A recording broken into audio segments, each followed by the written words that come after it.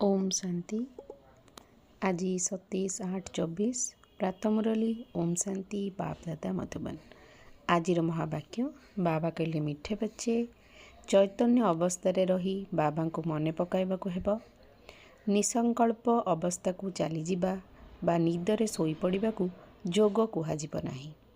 आजिर प्रश्न तुमको आखि बंद करी जोगरे बसिबाकु काहींकी मना करा जाउछि? उत्तर जदि तुमे आखि बंद करी दुकान रे बसिब तेबे दुकान रु सबु जिनिस चोरी करी नहीं जिबे। माया चोर बुद्धि रे किछि भी धारणा कराई देब नाही। जदि आखि बंद करी जोगरे बसिब तेबे एभଳି निद आसीजिब जहा कि जना पड़िब नाही।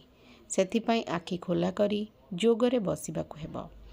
कर्मधंदा करिबा समय रे मध्य बुद्धि रे बाबांकु मने पकाइबाकु पड़िब। एथिरे हठ जोगर कौनसी कथा नाही।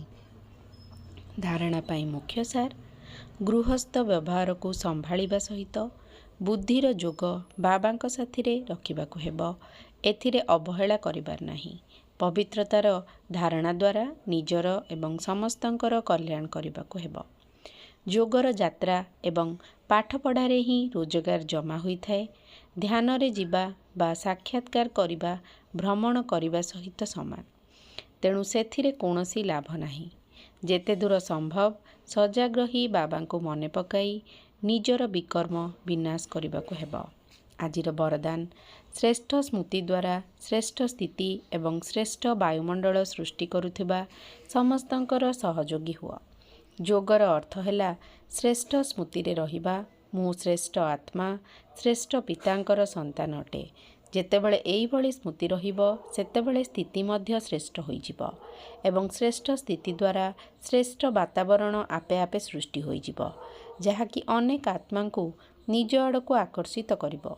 जेउठारे भी तुमे आत्मा माने जोगयुक्त होई कर्म करिथाओ सेठिकार वातावरण वायुमंडल अन्य आत्मा मानकु मध्य सहयोग देइथाए। एई भली सहयोगी आत्मा माने विश्वर एवं बाबांकर प्रिय होई जांती। आजिर स्लोगान अचल स्थितिर आसन उपरे बसिले ही राज्य सिंहासन मिलिब। ओम शांति।